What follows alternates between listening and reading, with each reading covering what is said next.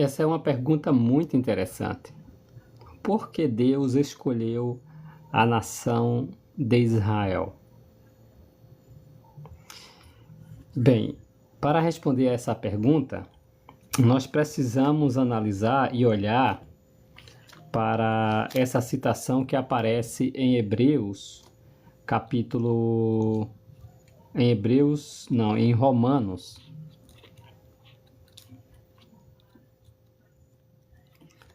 Romanos, o capítulo 8.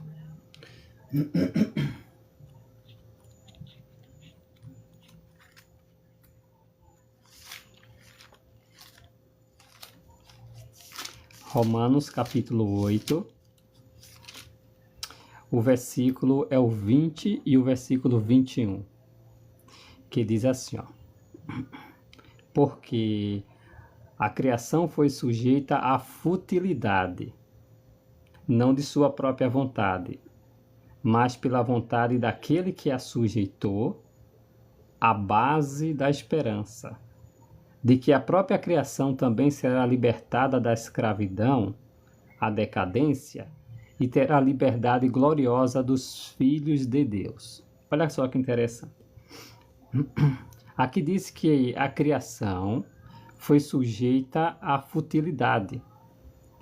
A criação aqui não se refere à criação como um todo, a criação animal, a criação vegetal, a criação inanimada, não. Aqui está falando de uma criação específica. De quem? Dos seres humanos, de nós, humanos. Então, olha que interessante. Quando Deus criou o primeiro casal humano, a família humana, ele criou com um propósito. E o propósito original de Deus para a família humana era que nós fôssemos perfeitos, livre da doença, livre da velhice e livre da morte. Nós deveríamos viver em condições pacíficas, com a natureza, com outros humanos e principalmente com o Criador, Deus. Só que os nossos primeiros pais, Adão e Eva, decidiram se rebelar contra o Criador, contra Jeová. E, infelizmente, essa rebelião trouxe consequências não só para eles, mas também para seus descendentes, a criação humana, os humanos. Naquela ocasião, Jeová tinha todo o direito de executar Adão e Eva. No entanto, Jeová prometera que a humanidade, a terra inteira, ela deveria estar cheia dos descendentes de Adão e Eva. E como menciona o profeta Isaías, no capítulo 55, os versículos 9 a 11, as promessas de Jeová, elas não falham. Elas sempre se cumprem. Então Jeová, na sua graça, na sua misericórdia, na sua bondade merecida, permitiu que Adão e Eva vivessem. Adão viveu quase 1000 anos. E nesse tempo, Adão e Eva tiveram filhos, e seus filhos tiveram outros filhos. E assim a humanidade se desenvolveu, a criação. Aí entra esse texto de Romanos, capítulo 8, versículo 20. Porque a própria criação, nós, fomos sujeitos à futilidade. A vida começou a funcionar dentro de um sistema que não era o original, era um sistema fútil. Nós passamos a ter a consequência do pecado, a doença, a velhice, o sofrimento e a morte passaram a fazer parte do cotidiano dos humanos, da criação. Só que não era essa a intenção de Jeová. Então Jeová sujeitou a raça humana à base de uma esperança, a essa futilidade, mas à base de uma esperança. Que esperança era essa? De que a criação iria ser libertada dessa decadência. A decadência moral, a decadência social, a decadência espiritual. E um dia nós teremos também a liberdade gloriosa que Adão e Eva também teve. A gloriosa liberdade de ser filho de Deus. Que interessante, né? E aqui diz que Jeová nos sujeitou a criação a essa futilidade, envelhecimento, a doença e a morte, à base de uma esperança. Que esperança foi essa? Pois bem, no livro de Gênesis, no capítulo 3, está aqui a base para a esperança da criação ou da humanidade. Gênesis capítulo 3, o versículo 16, nos diz assim, ó.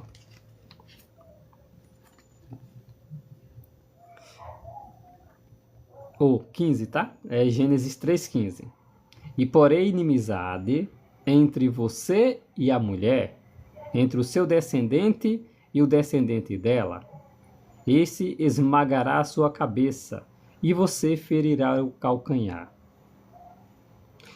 Essa é a profecia mencionada ainda no Éden.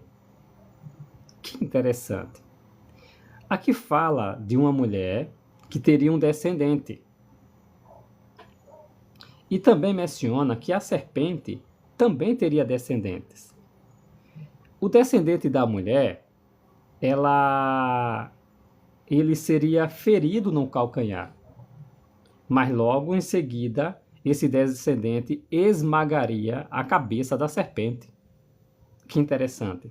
É claro que aqui o termo está em uma linguagem poética.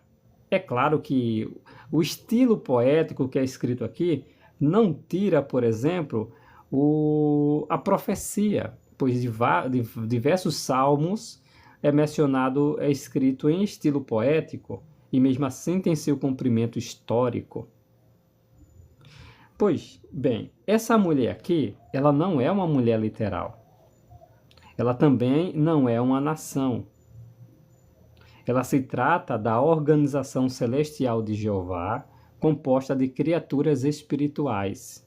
No caso, os anjos, o arcanjo, os querubins, os serafins. Um desses filhos dessa mulher viria à terra.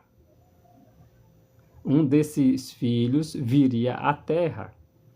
Ele seria o descendente principal, o descendente ungido. Seria um ungido especial. Não seria um simples ungido. Seria um ungido muito especial. E ele viria à terra para acabar com aquela rebelião que foi iniciada no Éden. Assim, aqui é a base da esperança. Lembra de Romanos? Então, Jeová sujeitou a criação à base de uma esperança. A base da esperança de que um de seus filhos espirituais se tornaria humano, viria à terra e daria início a um processo de acabar com a rebelião e a consequência que esta rebelião trouxe para a raça humana. Que interessante.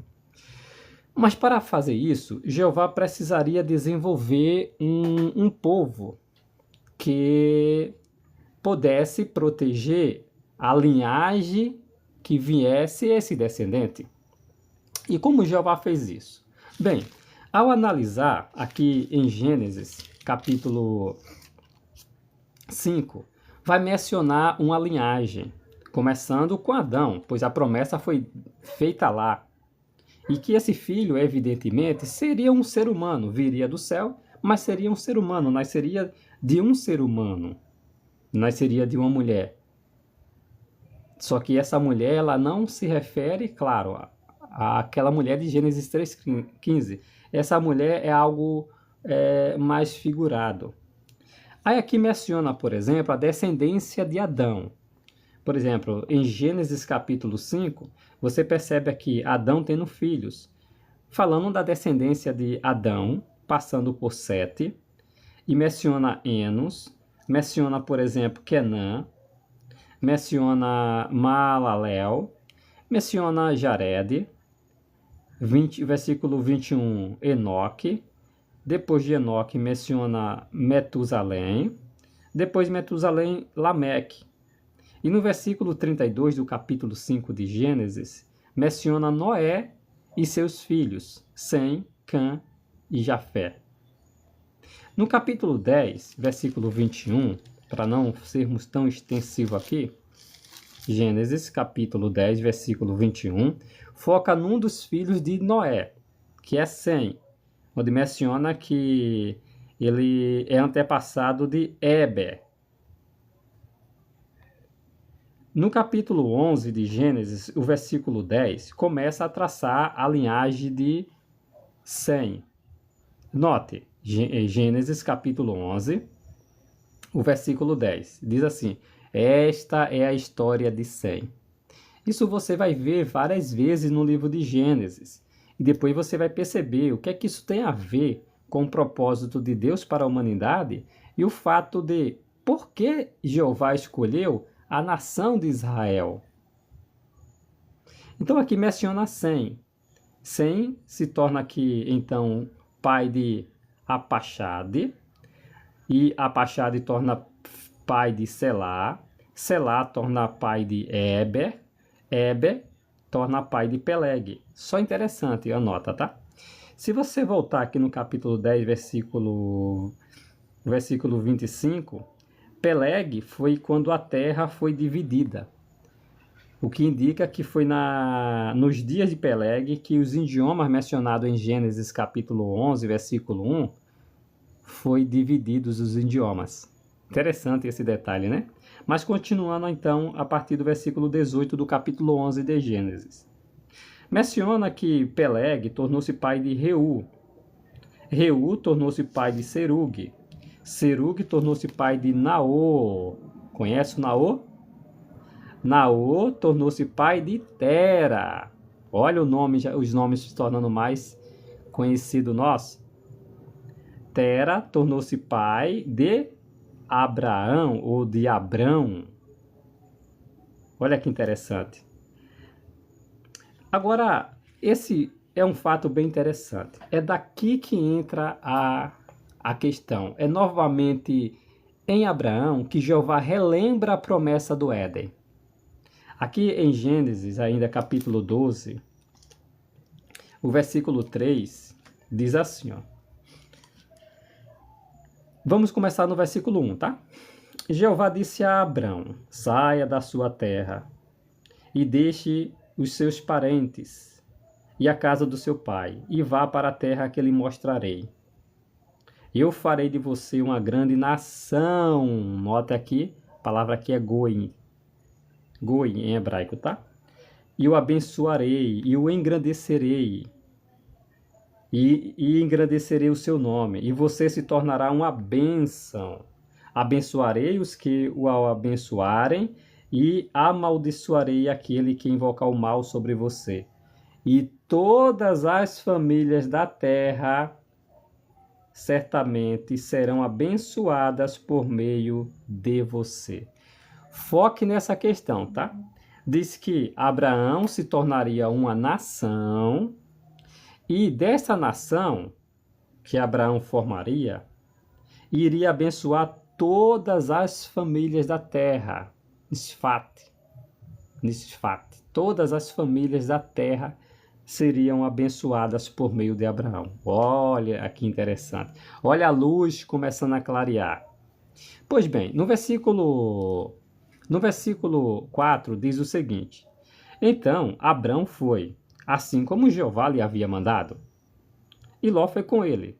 Abrão tinha 75 anos de idade quando saiu de Harã. Harã fica lá em cima, no norte de Israel, pertinho do rio Eufrates. Ao cruzar o rio Eufrates, lá no norte, ele já estava então dentro da terra de Canaã. Dali em diante começa a contagem de uma cronologia de 430 anos. Mas esse não é o nosso foco hoje. Abrão levou consigo sua esposa Sarai, Ló, filho de seu irmão, todos os bens que tinha acumulado e as pessoas que tinha adquirido em Harã. E eles partiram para a terra de Canaã.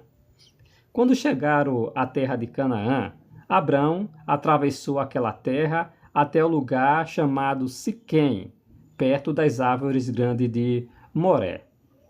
Versículo 7. Jeová apareceu então a Abraão e lhe disse: Vou dar esta terra à sua descendência. Que interessante. Notou aí, percebeu? Então vamos analisar esses detalhes, tá? Veja agora o capítulo 13 de Gênesis. 13, versículo 14 em diante. Diz assim, ó.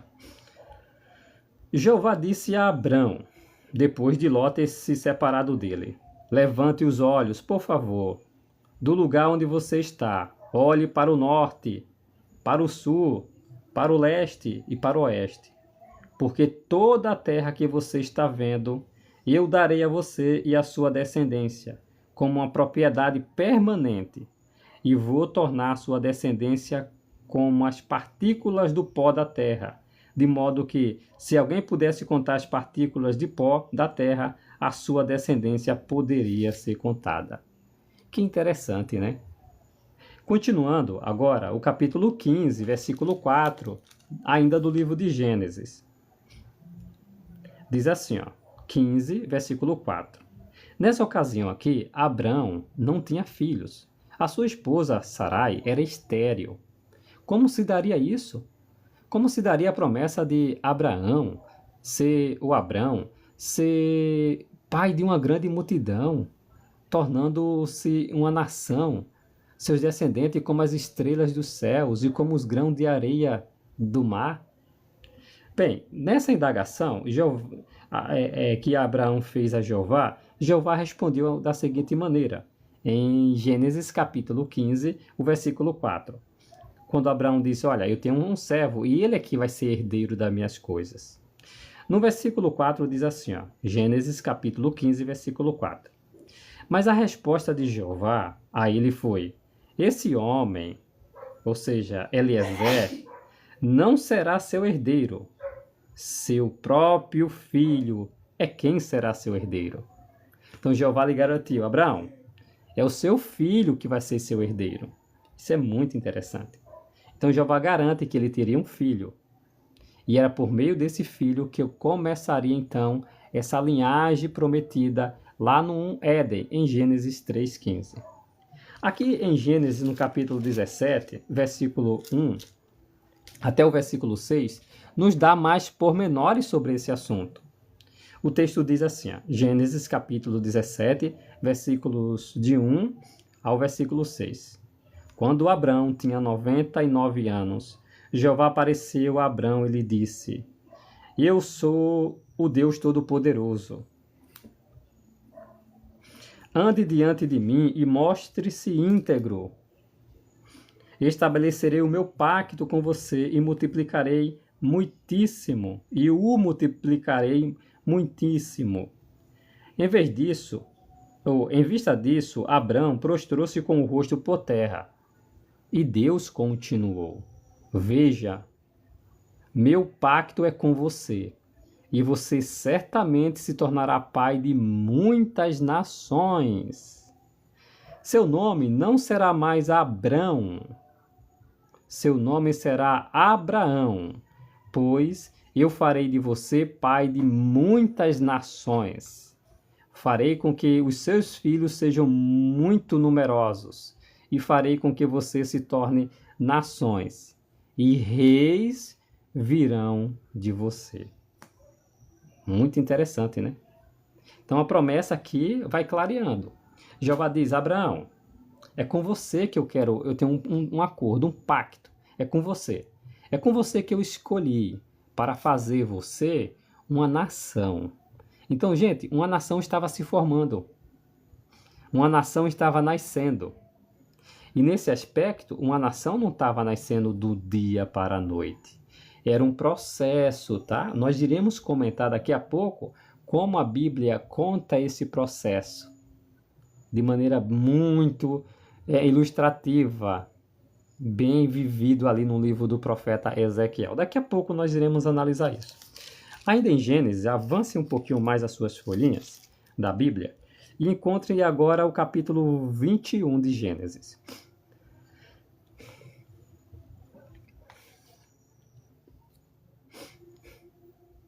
Nessa ocasião, é quando Sara ela tem realmente o filho. Então, Gênesis capítulo 1, versículos de 1 até o versículo 7, já nos dá aqui o clareamento do assunto que nós estamos tratando. Jeová voltou a atenção para Sara, assim como havia dito, e Jeová fez a Sara o que havia prometido. Lembra da visita dos anjos? Que o anjo está falando, Abraão não sabia que era anjo, está falando com Abraão, e ele disse que voltaria naquele dia e Sara já teria um filho, um ano depois. E Sara riu, e ela diz, eu não ri, você riu sim. Lembra dessa ocasião? Pois bem, aqui Jeová está cumprindo a promessa. Aí o versículo 2 menciona, do capítulo 21 de Gênesis. Então Sara ficou grávida e deu à luz a um filho a Abraão, na velhice dele, na época que Deus havia prometido. Abraão deu o nome de Isaque a seu filho, recém-nascido, que Sara lhe deu. Aí vai mencionar que Abraão, então, teve de circuncidar conforme o pacto da circuncisão mencionado pelo próprio Jeová. Um pouco mais adiante, no capítulo 22, versículo 15 a 18, 22, 15 a 18, é a ocasião em que Jeová diz assim a Abraão, pega teu filho, teu único filho, a quem tanto amas, e faz uma oferta para mim. Abraão fica um pouco confuso, não é por meio dele que eu me tornarei grande, me tornarei uma nação? Como assim, Jeová? O Senhor quer que eu faça isso com o menino? Aí ele vai lá, faz aquele processo todo, e ele está pronto para fazer o que Jeová pediu. No versículo 15 de Gênesis capítulo 22, o anjo de Jeová chamou Abraão pela segunda vez, desde o céu, e disse, olha, o anjo falando em nome de Jeová, juro por mim mesmo, diz Jeová, que visto que você fez isso e não me negou seu filho, seu único filho, certamente abençoarei você, e certamente multiplicarei o seu descendente como as estrelas do céu, e como os grãos de areia à beira do mar. E seu descendente tomará posse do portão dos seus inimigos. E todas as nações da terra obterão para si uma bênção por meio do seu descendente, porque você escutou a minha voz. Uau! Impressionante! Mais adiante nós temos mais pormenores. Gênesis capítulo 25, versículo 20. Lembrando que aqui é Isaac, tá, gente? Olha aqui o detalhe onde menciona a narrativa da história de Isaac. Gênesis capítulo 25, o versículo 19. Esta é a história de Isaac, filho de Abraão. Abraão tornou-se pai de Isaac. Isaac tinha 40 anos de idade quando se casou com Raquel, que era filha de Betuel, o arameu, de Padã Arã, e irmã de Labão, o arameu. Agora o versículo 24, quando Raquel fica grávida, né? Quando chegou a hora de ela dar à luz, viram que havia gêmeos no seu ventre. Então, seu primeiro filho, todo vermelho, que era como um manto de pelo, de modo que ele deu o nome de Esaú. Então, saiu o primeiro, todo vermelho, e era como um manto de pelo, de modo que lhe dera o nome de Esaú. Depois saiu seu irmão, e a mão dele segurava o calcanhar de Esaú, de modo que recebeu o nome de Jacó. Isaac tinha 60 anos de idade quando ela os deu à luz.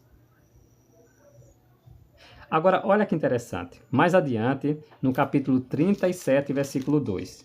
Aqui é a história de Isaac. Então, olha só. Abraão tem Isaac. Isaac tem Esaú e Jacó. Correto? Mais adiante. Tony Ramos. Todo peludo, é? Essa foi boa, viu, Márcio? No capítulo 37 de Gênesis,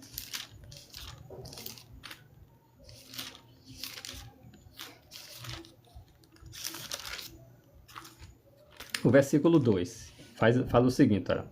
Esta é a história de Jacó. Então aqui vai desenrolar aqui, ó, os acontecimentos da vida de Jacó. Mas olha que interessante, um pouco mais adiante, aqui, ó, em Gênesis ainda, no capítulo 46, Gênesis 46, o versículo 8 diz assim, ó: esses são os nomes dos filhos de Israel, isto é, os filhos de Jacó, que fora para o Egito, o primogênito de Jacó, que foi Rubi. Então aqui vai traçar. No versículo 12 menciona os filhos de Judá. Menciona então Jacó, que é chamado de Israel, e menciona os filhos dele. E dentre os seus filhos, quem está é Judá. No capítulo 49, na ocasião em que Jacó juntou ali todos os seus filhos, falar agora de Israel, né? Falar Israel fica melhor para a gente entender o assunto que nós estamos tratando. No capítulo 49, quando ele começa a abençoar seus filhos, começando com Ruben, e mencionando porque Ruben, por exemplo, não teria o privilégio de ser descendente do Messias, porque ele cometeu imoralidade, depois Simão e Levi, que foram violentos, aí caiu em Judá. O pecado de Judá não foi tão grave a ponto dele perder esse privilégio de ser descendente do Messias. Então é mencionado, quanto a você, Judá, seus irmãos o louvarão. É mencionado também no versículo 10, que o cetro não se afastará de Judá, nem um bastão de governante de entre os seus pés, até que venha Siló, e a ele pertencerá a obediência dos povos. Olha que interessante. Então aqui menciona um detalhe que é mencionado para Abraão. Abraão, Jeová mencionou que reis viriam de Abraão. E aqui é garantido que Judá, descendente de Abraão, teria reis, já que o cetro não se afastaria de Judá, nem um bastão de governante. Até que viesse quem? Siló, que é uma referência aqui ao Messias. E a ele o Messias teria a obediência dos povos. Então está vendo aqui o traço da genealogia dessa nação que Jeová está preparando? Está vendo aqui? Se você analisar aqui, voltar algumas folhinhas, a narrativa de José ela é pausada e conta no capítulo 38 de Gênesis aquele incidente de Judá, aonde, por exemplo, Judá tem 2 filhos, o seu primogênito, que casa com Tamar, mas ele perdeu a vida por desagradar de alguma forma a Jeová, e Judá dá Onã, mas Onã não dá sequência à linhagem de seu irmão, desobedecendo assim a Jeová e perdendo o seu favor e também a vida. Mas Judá prometeu que daria o seu filho mais jovem, só que ele era muito jovem. Quando Selá crescesse, ele daria então como um marido de Tamar. Só que isso não aconteceu. Então você conhece aquele incidente em que Tamar se vestiu como uma mulher da vida e teve contato com Jacó, com Judá, e engravidou dele. E aí eram gêmeos.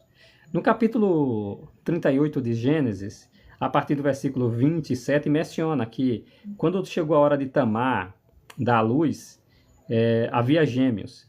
E ela teve, por exemplo, Pérez e teve Zerá. Entendeu?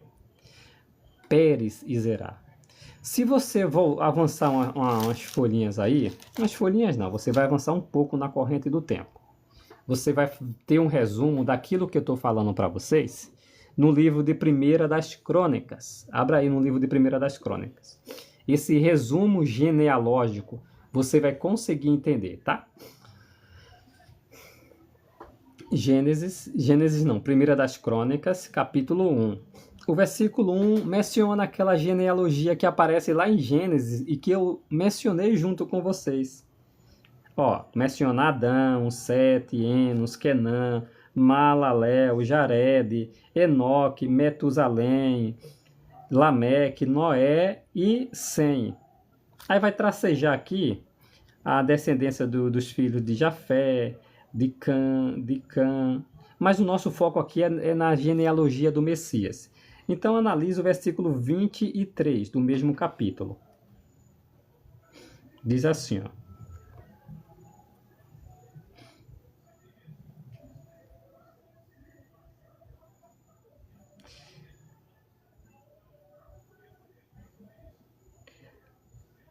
Vinte e três, 24. Melhor o 24. 24 fica mais fácil. Ó.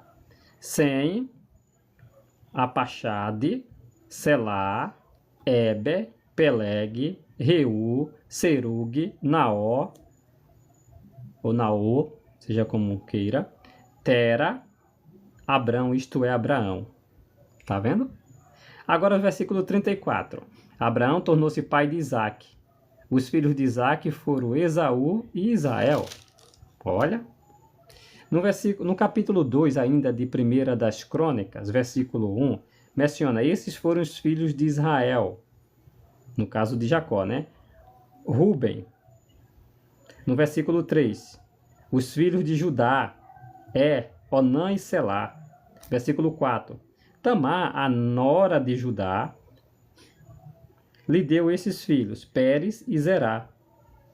Mas Judá também teve outros 5 filhos. Mais adiante, o versículo 5 menciona um filho dos filhos de Pérez, que foi Esrom e Amul.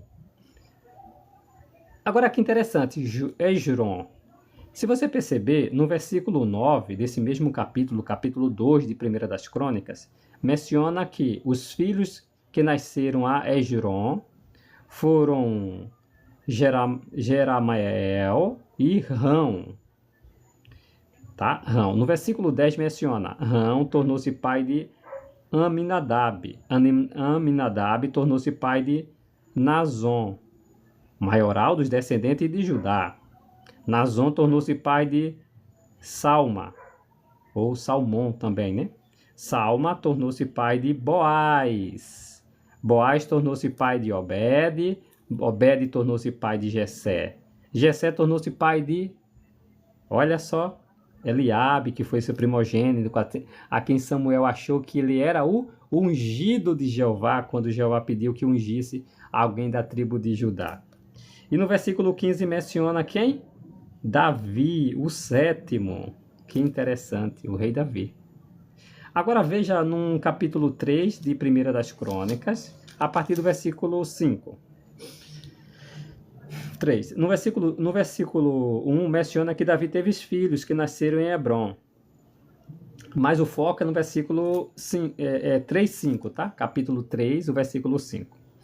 Os filhos de Davi que nasceram em Jerusalém foram os seguintes: Semeia, Zobabe, Natã e Salomão. Olha, Salomão. A mãe desses 4 eram Batseba. Lembra? A esposa de Urias. A partir do versículo 10 agora, olha. Os filhos de Salomão foi Roboão, Abias foi seu filho, Asa seu filho, Jeosafá seu filho, Jeorão seu filho, Acasias seu filho, Jeoás seu filho, Amazias seu filho, Azarias seu filho, Jotão seu filho, Acais seu filho, Ezequias seu filho, Manassés seu filho, Amon seu filho, Josias seu filho. Os filhos de Josias foram Joanã, o primogênito, Jeoaquim, o segundo, Zedequias, o terceiro, Salum, o quarto, que esse aqui é o Jeoacás, não é? Os filhos de Jeoaquim foram Jeconias, o Conias, né? Chamado de Joaquim, aquele que foi deportado para a Babilônia, se rendeu a Nabucodonosor em 617. Seu filho. E Zedequias, seu filho. Os filhos de Jeconias, que enquanto era prisioneiro, foram Seatiel, No versículo 19 diz: os filhos de Pedaías foram Zorobabel. Lembra de Zorobabel? E aqui vai traçar já uma linhagem que não vai aparecer em todos os pormenores no relato bíblico. Você não tem mais ligação desses nomes no relato bíblico. É evidente que tinha registro genealógico que confirmava tudo isso. É tanto que se você olhar aqui, ó, no livro de Neemias, aqui está falando da deportação, né? Zorobabel, ele sai do cativeiro babilônico depois de 70 anos. E aqui no livro de Esdras, depois do decreto de Ciro, o primeiro ano de Ciro, que eles vêm até Jerusalém, é mencionado aqui, por exemplo, no capítulo 2 de Esdras, a partir do versículo 59, onde menciona nome de pessoas que evidentemente eram descendentes levitas. Mas olha o que aconteceu. Esdras, capítulo 2, versículo 59.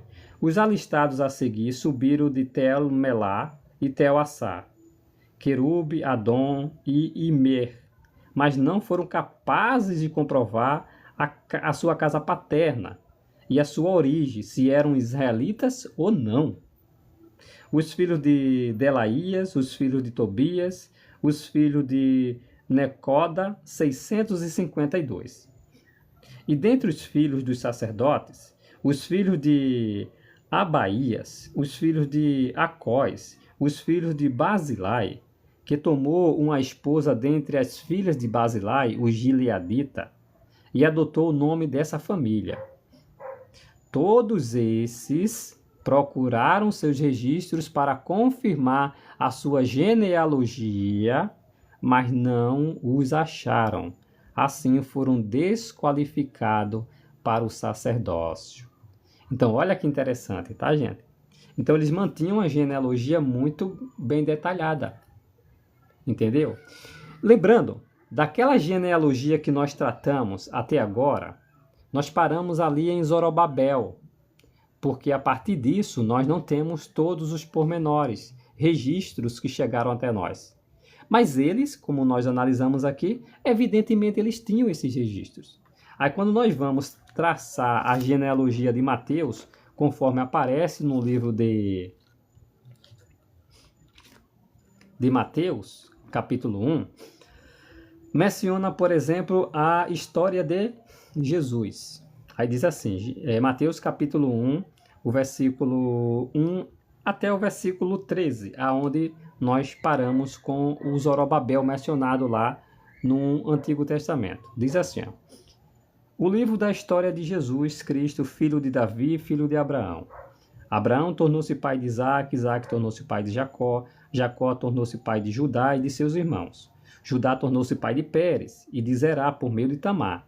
Pérez tornou-se pai de Esrom. Esrom tornou-se pai de Rão. Rão tornou-se pai de Aminadab. Aminadab tornou-se pai de Nazon. Nazon tornou-se pai de Salmão. Salmão tornou-se pai de Boaz por meio de Raabe. Boaz tornou-se pai de Obed por meio de Rute. Obed tornou-se pai de Jessé. Jessé tornou-se pai de Davi, o rei. Davi tornou-se pai de Salomão por meio da esposa de Urias. Salomão tornou-se pai de Roboão. Roboão tornou-se pai de Abias. Abias tornou-se pai de Asa. Asa tornou-se pai de Jeosafá. Jeosafá tornou-se pai de Jeorão. Jeorão tornou-se pai de Uzias. Uzias tornou-se pai de Jotão. Jotão tornou-se pai de Acais. Acais tornou-se pai de Ezequias. Ezequias tornou-se pai de Manassés. Manassés tornou-se pai de Amon. Amon tornou-se pai de Josias. Josias tornou-se pai de Jeconias e de seus irmãos na época da deportação para a Babilônia. Depois da deportação para a Babilônia, Jeconias tornou-se pai de Saatiel. Saatiel tornou-se pai de Zorobabel. Zorobabel tornou-se pai de Abiúde. E Abiúde, por exemplo, nós não encontramos um laço entre eles porque já não é mencionado ali no livro de Neemias ou Esdras esses detalhes da genealogia. O ponto que aqui vai mencionar é que, de fato, Jesus nasce dessa descendência e ninguém no primeiro século questionou isso, né?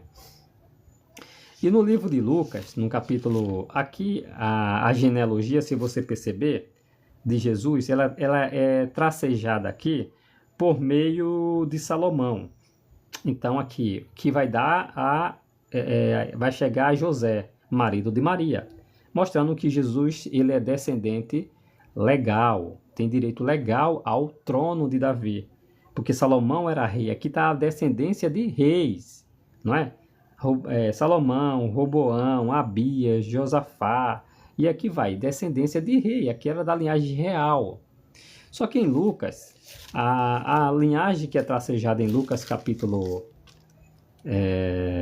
3, começando lá, no finalzinho lá, no versículo 38, fala de Adão, que é filho de Deus, aí menciona Sete, Enos, Cainã, Malalel, Jared, Enoque, Metusalém, Lameque, Noé, Sem, Apaxade, Cainã, Selá, Eber, Peleg, Reu, Serug, Naor, Tera, Abraão, Isaac, Jacó, Judá, Pérez, Esrom, Anim, Aminadab, Nazon, Salmão, Boaz, Obed, Jessé, Davi. Note que agora não tem Salomão. É Natã, um outro filho de Davi, que não é da linhagem real. Ele é, claro, da linhagem real, mas não seguiu essa linhagem real aqui. Mostrando que sim, Jesus é filho literal de Maria, aqui é a linhagem de Maria. E alguns talvez digam assim, mas espera aí, mas no versículo 25 menciona que José é filho de Eli. Pois bem, a palavra filho aqui, ela tem a ideia de filho da lei. É tanto que diz assim, no texto literal no grego, segundo a lei. Então José aqui, que é marido de Maria, ele é filho de Levi segundo a lei, mas na verdade ele era genro. É tanto que no inglês, seu sogro é chamado de pai da lei. Pai na lei, na verdade, né? Não é isso? Father-in-law. É assim, seu sogro é seu pai na lei.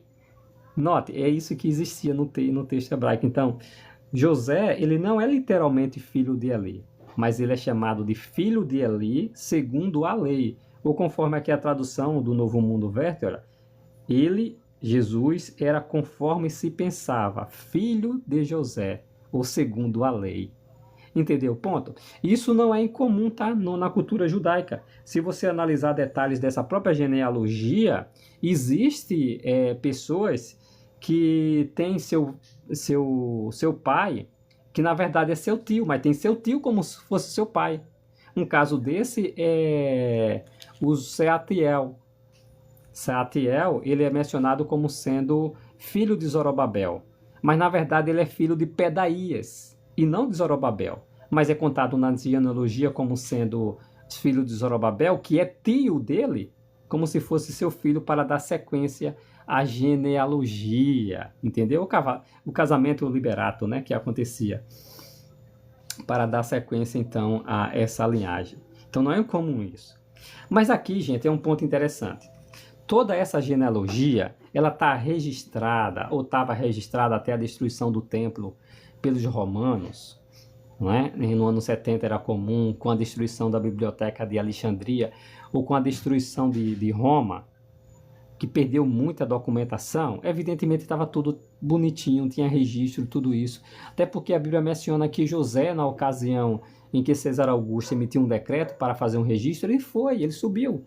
Então esses documentos, evidentemente, estavam em Roma. Mas quando Roma pegou fogo em Roma, esses documentos sumiram. A destruição do templo, a destruição da biblioteca de Alexandria, tinha muita coisa. Documentos que podia comprovar toda essa ancestralidade de Jesus a Adão, por exemplo. Então se tinha. Mas tudo isso era documento registrado dentro de uma nação. Que nação era essa? A nação de Israel. Agora, essa é a questão. Entenderam por que Jeová escolheu a nação de Israel? Era por ser a nação mais importante, a maior nação da terra? Não. Era para cumprir com o seu propósito. Ele poderia ter escolhido uma outra nação, mas ele resolveu fazer de Abraão uma nação, pegando o seu neto, o Jacó, mudando o nome para Israel, o homem que lutou com Deus, Israel, é essa a ideia, transformando numa nação. É tanto que aqui no livro de Deuteronômio, ó, menciona o seguinte: esse tracejado aí, essa genealogia, ela nos ajuda, nos clareia para confirmar o descendente prometido, tá? Então aqui no livro de Deuteronômio, capítulo 7, a partir do versículo, depois de mencionar, se você depois desejar ler o capítulo inteiro, lá fala que Jeová estava expulsando lá da nação que fora prometida, os hititas, os gigazeus, os amorreus, os cananeus, os perizeus, heveus, jebuseus, e expulsar essa nação e ia colocar a nação de Israel. Mas note, a partir do versículo 6, o porquê Jeová tinha feito de Abraão, de Isaac e de Jacó, o Israel, uma nação. Capítulo 7 de Deuteronômio, ou como os judeus gostam de chamar, né?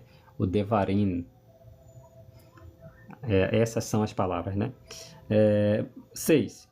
Pois você é um povo santo para Jeová, seu Deus. Jeová, seu Deus, o escolheu para se tornar seu povo, sua propriedade especial dentre todos os povos que há na face da terra. Jeová o escolheu. Agora note o porquê, o motivo. Versículo 7. Não foi por serem o mais numeroso de todos os povos que Jeová mostrou afeição por você e o escolheu, pois você era menor de todos os povos. Insignificante Israel era. Mas porque Jeová os amou, porque cumpriu o juramento que havia feito os seus antepassados. Por isso, Jeová os tirou de lá com mão poderosa, para o resgatar da terra da escravidão, do poder de Faraó, rei do Egito. Então entenderam por que Jeová fez de Abraão a nação? Porque o apóstolo Paulo, na carta aos Romanos, conforme nós lemos, Jeová sujeitou a humanidade a uma futilidade, mas à base de uma esperança. A esperança é de Gênesis 3,15, de que um descendente viria e iria acabar com aquela rebelião e devolveria à humanidade a liberdade gloriosa dos filhos de Deus. Nós teremos essa liberdade gloriosa dos filhos de Deus. Mas para esse descendente vir, ele precisava fazer uma nação, protegê-la com leis, como é o caso do pacto da lei. Jeová faz isso até que chegasse o descendente. Mas a nação teria que fazer a parte dela para que ela não perdesse o favor. Mas esse é um outro detalhe que nós poderemos analisar. Então, olha que interessante. Aqui ainda, ó, no livro de Números, voltando um pouquinho ali, diante do Monte Sinai, o Monte Horebe, né, também chamado de Monte Horebe, no terceiro mês após a saída dos israelitas, eles chegaram lá ao Monte Sinai, no Monte Horebe. Então, Jeová disse o seguinte para ele, ó, Êxodo 19, versículo 4. Vocês foram... versículo 4. Vocês viram com os seus próprios olhos o que eu fiz ao Egito. E como carreguei vocês sob as asas de águias e os trouxe a mim. Que lindo, né?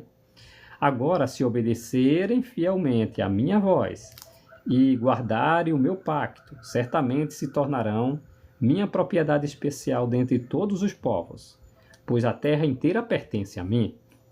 Vocês se tornarão para mim um reino de sacerdotes e uma nação santa. Essas são as palavras que você deve dizer aos israelitas. Quando Moisés chegou lá diante dos israelitas e disse, olha, Jeová prometeu isso, isso e isso, com essa condição e essas condições. Os israelitas disseram, sim, nós estamos dispostos a fazer tudo o que Jeová mandou. Então foi selado o pacto da lei. Conforme aparece aos Hebreus, houve o derramamento do sangue de animais, claro, e selou esse pacto, o pacto da lei, com o objetivo de proteger a nação de Israel, de ajudá-los nesse sentido. Mas o ponto ali, a questão principal, era que Jeová iria trazer o descendente que havia prometido em Gênesis 3,15, e isso ele iria cumprir. Mas note que interessante, gente. Ainda em Isaías, falando sobre o motivo de Jeová ter escolhido a nação de Israel, veja aqui em Isaías. Profeta Isaías, capítulo 40, acho que é o 42, é isso mesmo. Isaías 42, versículo 6. Deixa eu tomar uma água, tá?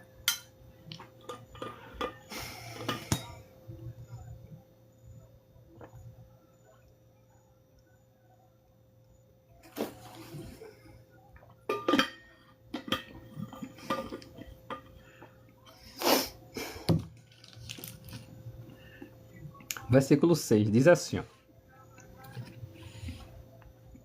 Eu, Jeová, chamei você em justiça, Israel. Eu protegi e o darei como pacto para o povo e como luz para as nações. Então, este era o objetivo de Jeová ter escolhido a nação de Israel. A nação de Israel foi escolhida com um propósito. Dessa nação seria escolhido os reis e os sacerdotes quando o Messias chegasse. Seria dessa nação que Jeová escolheria 144 mil para governar com Jesus sobre a terra e abençoar todas as nações. Entendeu? Então, por isso que a nação de Israel era uma luz para todas as nações. Esse era o papel, esse é o objetivo, esse era o propósito. Entendeu aí? E esse desenvolvimento que começa ali, ó, com Abraão, Isaac, Jacó, Judá, Pérez, né? E assim vai, e forma aquela bela nação, ela é descrita de maneira tão linda aqui no livro de Ezequiel, deixa eu só lembrar o versículo, tá? Ezequiel capítulo 12, gente, é o versículo 16. Deixa eu ver aqui. 16. É muito bonito.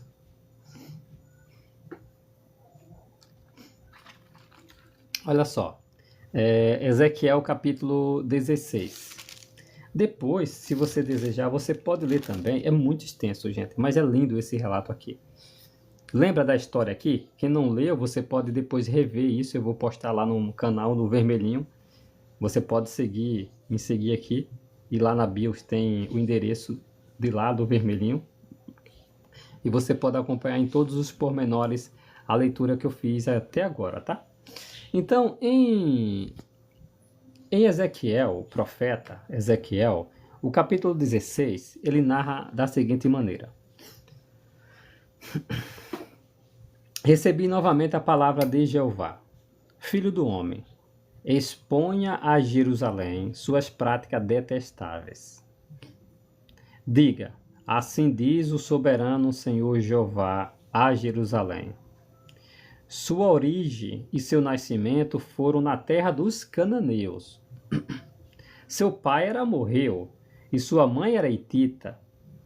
Quanto ao seu nascimento, no dia em que você nasceu, não cortaram seu cordão umbilical, nem a lavaram com água para deixá-la limpa, nem esfregaram com sal, nem a enrolaram com panos. Tadinho, né, gente, da criancinha. Ninguém teve dó de você, a ponto de fazer-lhe algo dessas coisas.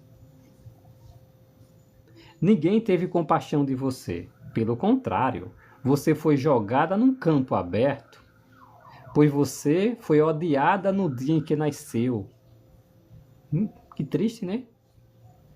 Quando passei por ali, vi você esperneando no seu próprio sangue, enquanto você estava deitada ali no seu sangue. Eu disse, continue vivendo. Sim, eu lhe disse enquanto você estava deitada ali no seu sangue. Continue vivendo. Fiz de você uma multidão muito grande, como as plantas que brotam no campo.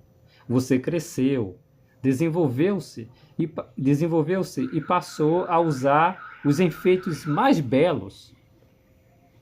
Seus seios ficaram firmes e seus cabelos cresceram, mas você ainda estava nua e exposta. Quando passei e vi, notei que você já tinha idade para expressões de amor, um adolescente, né? De modo que estendia a minha roupa sobre você, cobri a sua nudez, fiz um juramento e entrei num pacto com você, diz o soberano Senhor Jeová, e você se tornou minha. Além disso, eu a lavei com água, limpei o seu sangue e passei óleo na sua pele. Então a vesti com a roupa bordada, dei-lhe sandálias de couro, da melhor qualidade. Eu a envolvi com linho fino e a vesti com roupas caras. Eu a enfeitei com adornos, coloquei pulseira nos seus braços e um colar no seu pescoço. Coloquei também uma argola no seu nariz, brincos nas suas orelhas e uma bela coroa na sua cabeça. Que bela descrição sobre a cidade de Jerusalém. Você se enfeitava com ouro, prata e se vestia com linho fino, tecidos caros e uma roupa bordada. Sua comida era farinha fina, mel e azeite. Você se tornou extremamente bela e estava pronto a se tornar rainha. Sua fama começou a se espalhar pelas nações por causa da sua beleza, pois era perfeita devido ao meu esplendor que eu tinha posto sobre você, diz o soberano Senhor Jeová. Mas você começou a confiar na sua beleza, se tornou prostituta devido à sua fama. Você se prostituiu fartamente com todos os que passavam, e sua beleza se tornou deles. Você pegou algumas das suas roupas e fez com ela alguns altos sagrados coloridos, onde se prostituía. Essas coisas não deveriam ocorrer.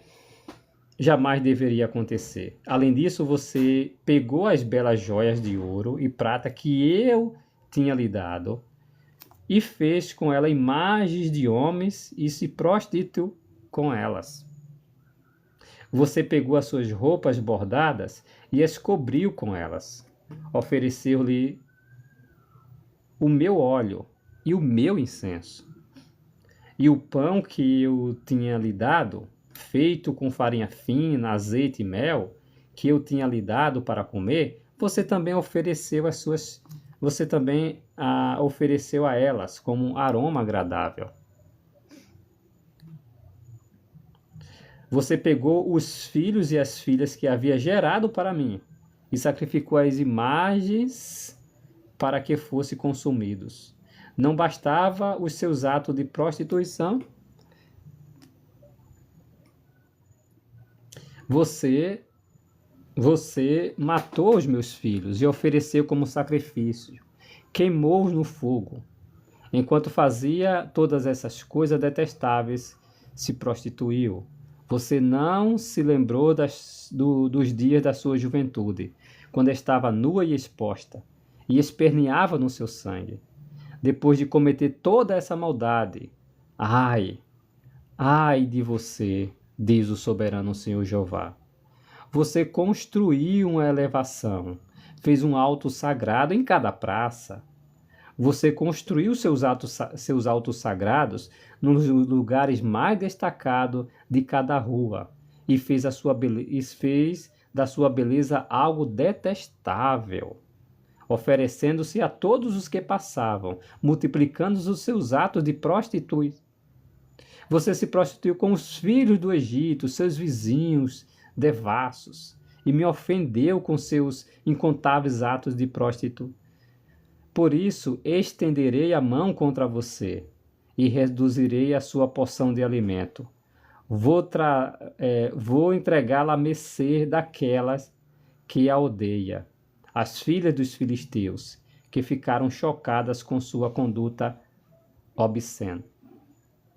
Gente, é extenso, mas é muito bonito a narrativa que descreve a formação da nação de Israel e o quanto a nação de Israel ela se tornou ingrata para com o seu Criador. Se você perceber a partir do versículo 28 ainda, do capítulo 16 de Ezequiel, o relato continua assim.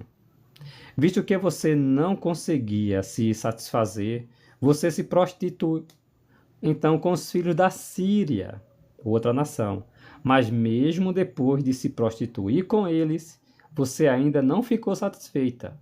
Então você aumentou a sua prostituição, estendendo-se à terra dos comerciantes, aos caldeus, mas nem assim ficou satisfeita. Como estava doente o seu coração, diz o soberano Senhor Jeová, quando você fez todas essas coisas, agindo como uma prostituta descarada.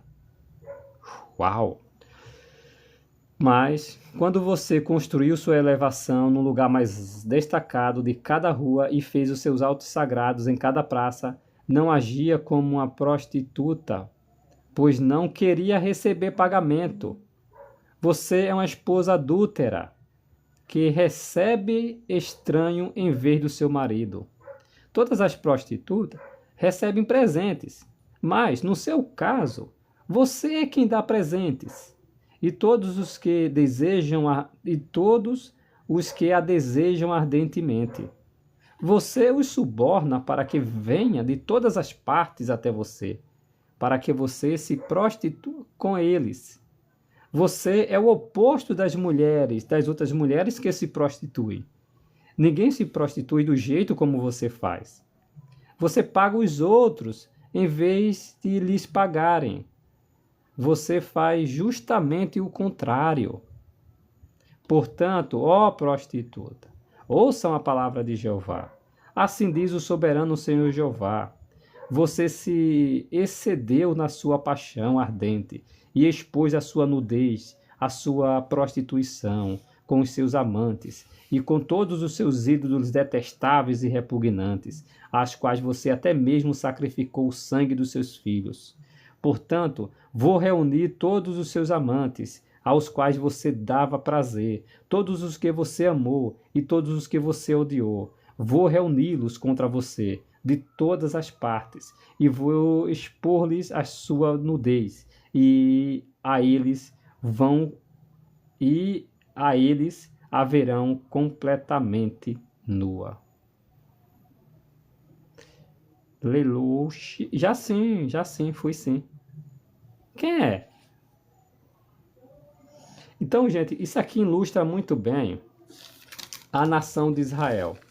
Se vocês desejarem, as coisas chocantes que ainda vão ser mencionadas nesse livro, nesse capítulo, capítulo 16 de Ezequiel, depois vocês leiam com calma. Vai até o versículo 63.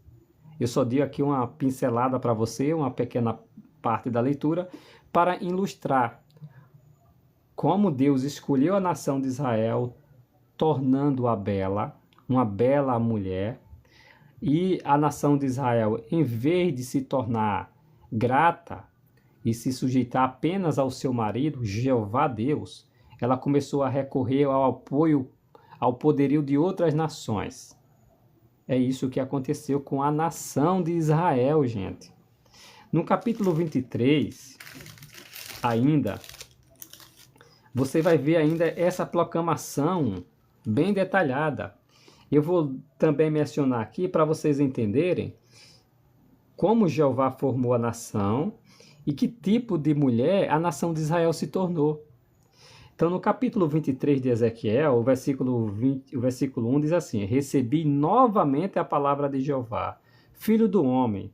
Havia duas mulheres que eram filhas da mesma mãe. Elas se tornaram prostitutas no Egito. Prostituíram-se desde a juventude. Lá, os seus... Não vou ler os textos aqui, que é... Os seus seios foram apertados e seus seios virgens foram acariciados. O nome da mais velha era Olá e o da sua irmã era Olibá. Aqui está falando de Samaria, a capital do reino setentrional, no norte, né, de Israel, e se referindo ao reino meridional, ou seja, no sul, a Jerusalém, a capital do reino de Judá. E aqui, se você também lê aqui, você fica chocado com o que a nação de Israel praticou. Mas o ponto aqui, gente, é o porquê Jeová escolheu a nação de Israel Porque Jeová tinha uma promessa. E por meio dessa nação, Jeová iria trazer o descendente prometido. Aquele mencionado em Gênesis capítulo 3, depois mencionado a Abraão, mencionado a Isaac, mencionado a Jacó, mencionado a Judá, mencionado a Davi, mencionado a Daniel. E depois ele aparece no ano 29 da nossa era comum. O Messias, Jesus de Nazaré, cumprindo as profecias do Antigo Testamento. Jeová cumpriu com sua promessa, mas a nação de Israel não. Qual foi o resultado? Continua a nação de Israel, o atual Israel, o Israel carnal, como sendo o povo escolhido de Deus? Essa é uma pergunta que vai ficar para a próxima live. Eu farei uma live também basicamente tratando desse tema. Tá bom? Será que a nação, o Estado de Israel, fundado em 15 de maio de 1945, é ainda o povo escolhido de Deus? Tá bom? Aí nós vamos detalhar um pouquinho, analisando todo esse fundo histórico que nós analisamos. Desde a formação da nação, até o ponto em que ela se torna uma jovem, bonita, se torna adulta, se torna esposa do soberano Senhor Jeová. No final das contas, a nação de Israel se tornou uma mulher. Eu não posso mencionar esse nome aqui, tá, gente? No TikTok, porque ele pode acabar com a live. Aí você vai ver o porquê ela se tornou, Jeová vai mencionar ela dessa maneira. É tanto que Jeová diz assim, embora você seja uma mulher da vida, eu quero que você se arrependa, volte para mim. Lembra de Oséia?